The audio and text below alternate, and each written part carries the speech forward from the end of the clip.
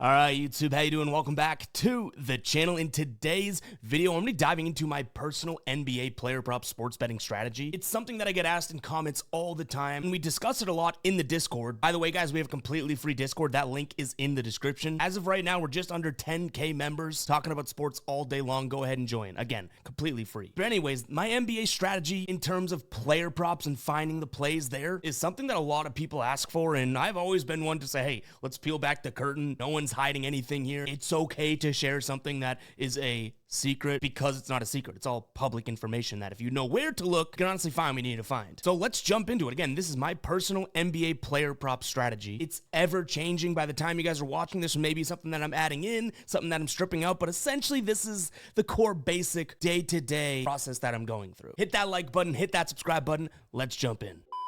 So I do use a lot of paid for tools to find these plays and just save time, but everything we look at in this video will be completely free, and I'll have links to everything, whether or not you want to sign up for the paid for tools or you want to go through and have the extra hours of work with the free tools. I'll have all of that linked in the pinned comment for you guys to check out. So depending on which way you want to go down, one is obviously more convenient. It does cost a little bit. The other one, you can do every single day completely free. It's just more manual and time consuming. So I know a lot of people like to roll with their favorite players or things that they think they know, but I am very data-driven and number-oriented when making my sports picks player prop specific, and I don't care if it's LeBron James or the last guy on the bench. If I think the numbers support taking a side, I will do that. And the first step is honestly isolating the games and finding where there is a weakness, and then I find the player to match the weakness. So I do not start with the player. I start with the void in a sense. So like I said, there are some paid for tools and some free tools. We'll do it both ways.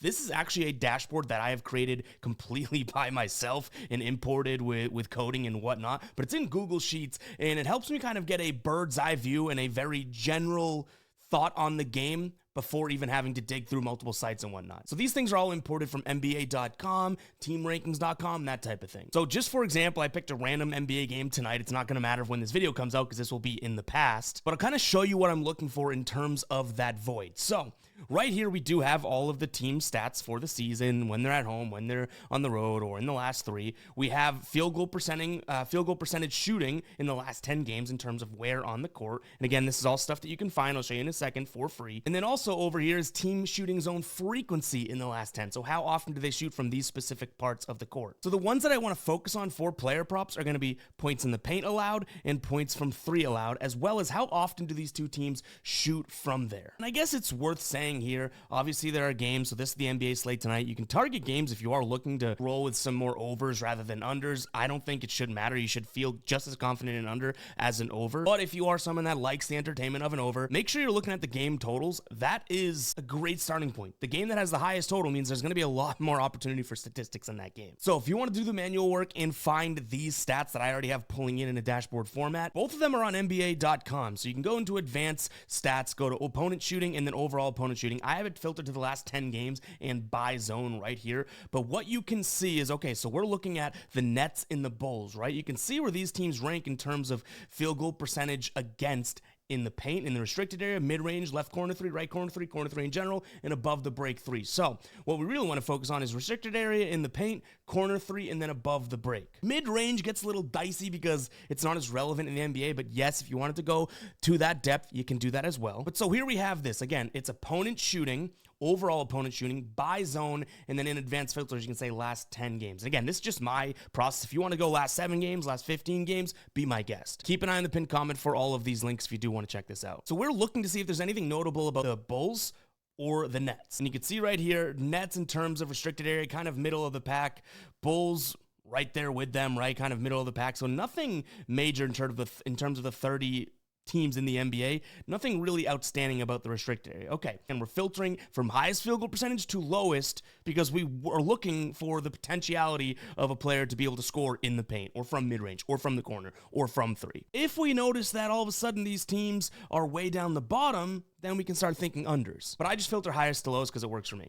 So all of a sudden, boom, in the paint, Bulls at the top, so are the Nets. So we're making a note now, in the paint for either one of these squads might be a soft spot, right? Bulls the number 3 team in terms of highest field goal percentage, Nets the number 5 team. Very important note. Left corner and right corner, I don't always specify. We do have that in the dashboard, left corner and right corner, obviously. I'm more likely to look at corner 3 just in general. And okay, the Nets are kind of up there, but not all that crazy. What is that, the 11th team? And the Bulls kind of middle of the pack, so not much opportunity from a corner 3 perspective. And above the break 3, I'll move the camera so you guys can see it, which if you don't know what that means, using the visual here, it's above that break in the corner. So the corner of the NBA 3 has that straight line. It's anything that's on the upper arc. Anyways, okay, here we are. So above the break 3, we see the Nets actually allowing the highest field goal percentage in the entire league over the last 10 games to opposing players from 3. And then the Bulls also in the top, what is this, 1, 2, 3, 4, 5, 6, 7, 8? So I would head over here and be able to look at this outside of just the last 10 games to confirm.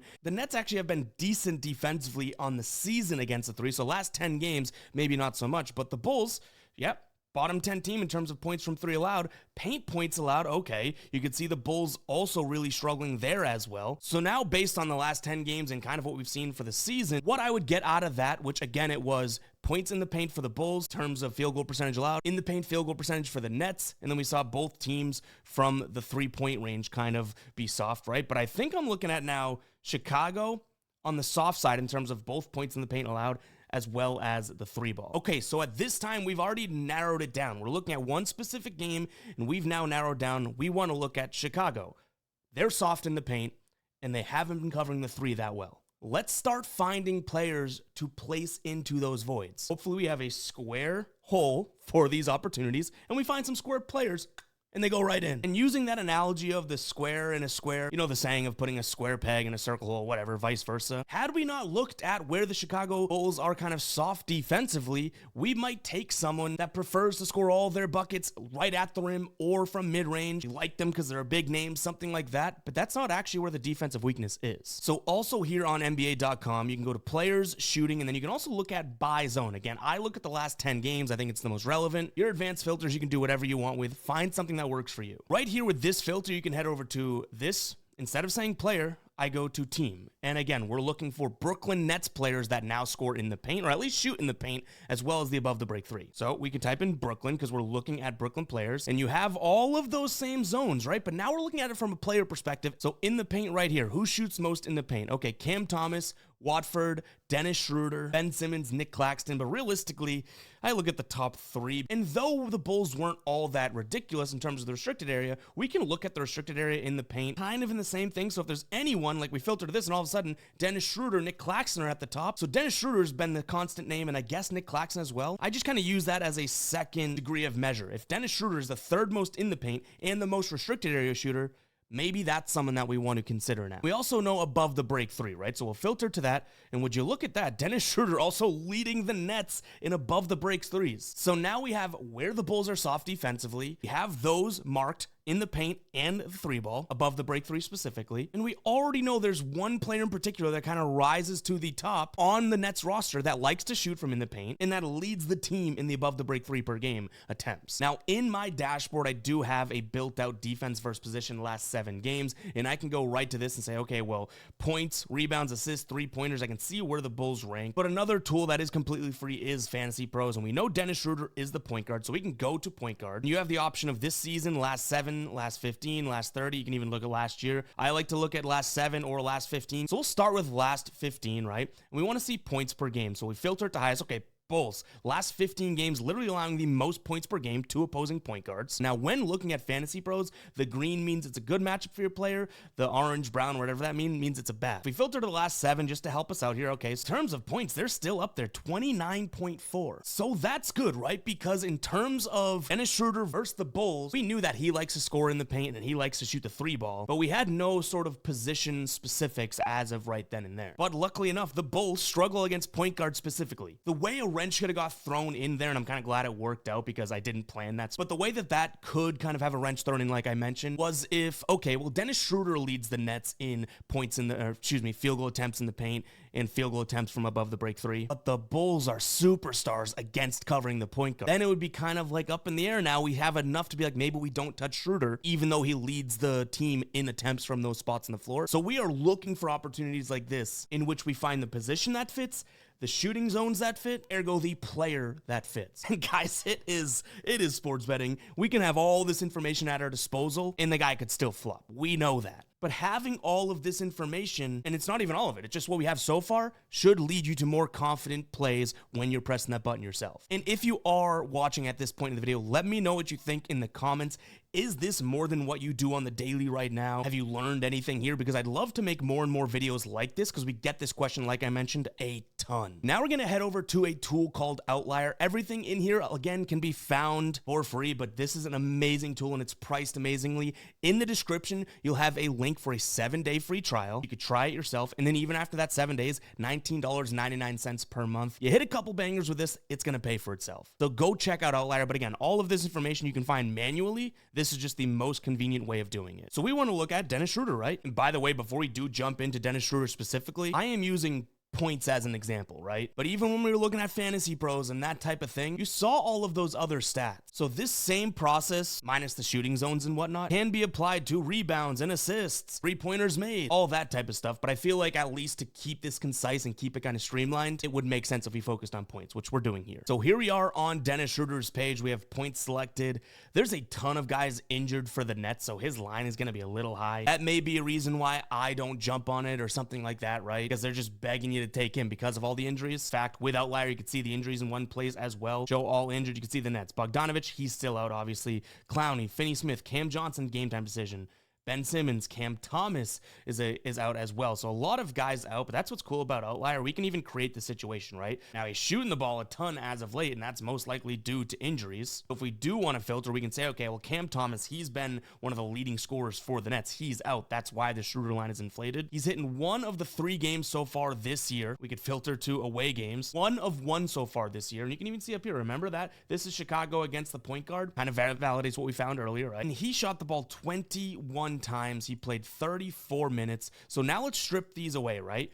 And if we're going to think that he's going to shoot 21 times, let's take a peek at him if he plays 34 plus minutes. Okay, so 4 of 10 this season. On the road, 2 of his last 3. But looking at this, how many times did he shoot over 20? So right here, he shot over 20, only finished with 20 points, 39% from the field. He is a 43% shooter on the year in these situations. Over here, he had 29 points. That was with 21 attempts. So if we do the math here, we're seeing that when he's shooting the ball 21, 19, 23 times, he's either coming very close or crushing this line. Now, one thing to look at too, if we want to take it a step further, is looking at these two where they kind of fit the bill, right? Played a lot of minutes, he shot the ball a ton, but he didn't hit this over. You can see right here in terms of where the Celtics rank, right below his point total, they rank 8th in points allowed. Orlando, 1st in points allowed. Not hitting in these 2 games might have been that matchup. You can see Phoenix, in which he did crush this line. He shot the ball 21 times, played 34 minutes. Phoenix towards the top of the league in terms of points per game to the point guard. This is a very, very, very high line for what he's normally looking at, right? Even if we reset all filters, you can see Dennis Schroeder is only averaging 18.68 points per game so far this year. With no Ben Simmons, he's averaging 23.4. In fact, we only looked at Cam Thomas earlier, so that's good to see, right? So without Ben Simmons,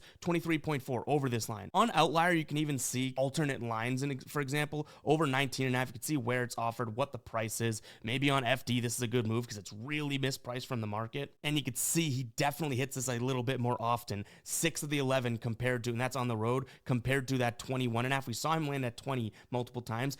4 of 11 in terms of hit rate on the road. On the season, 6 of 19, you filter it down to 19.5, all of a sudden it's 10 of 19, more than half of the games. So that Dennis Schroeder prop may be one that we kind of contemplate and think about. To be honest, the way that I would end up looking at that, and we do have more videos coming out more related to this, so I don't want to give it all away in just this video, but the way I would look at that is, I mentioned it, right? That seems like a super, super high line. Maybe there is more opportunity from like a same game parlay perspective where we can say, okay, well, Dennis Schroeder 15 plus points. Obviously, the odds are going to be crap. We're not going to roll with that on its own. But if we can find one other thing in that game of value, we can pair it with that. Because we know we feel really good about Schroeder's performance. It's just marrying it to the line seems like it's a little bit high. And that's mostly because of the injuries on the Nets. If the Nets were fully healthy and we had like a 15.5 point side for Dennis Schroeder, if we were that lucky, it would be all systems go because every box was checked. He fits the bill for where the Bulls struggle in terms of shot zones, as well as the position they struggle against, both last 15 and last 7. And even when we dug into the situation and the minutes and the field goal attempts, things things kind of check out as well. So though we may not be fully rolling with that Dennis Schroeder play for today, hopefully you guys are able to see through that process and analyzation some tidbits that you can learn from. And again, guys, we spend hours and hours a day doing this. So it's really hard for me to just put into a video like this, but hopefully it does help you out. If you do have questions, let me know in the comments. Make sure to follow me on Instagram at evpickz, EVPICKZ. So evpickz, picks with a Z. And you can DM me there if you have questions. I'll try and get back to as much as I can. But this is just a little drop of what we go through on the daily. I know I went through it really quick, but these types of videos I feel like are super important because I hate the idea of the people out there acting like they have some secret sauce and they don't want to show you as if it would impact them. No, we should all be on the same side here. So if I can take these two curtains and open them up, I don't mind doing so. Let me know what you guys thought, guys. Hit that like button, hit that subscribe button, and we'll catch you guys in the next one, all right? Peace out.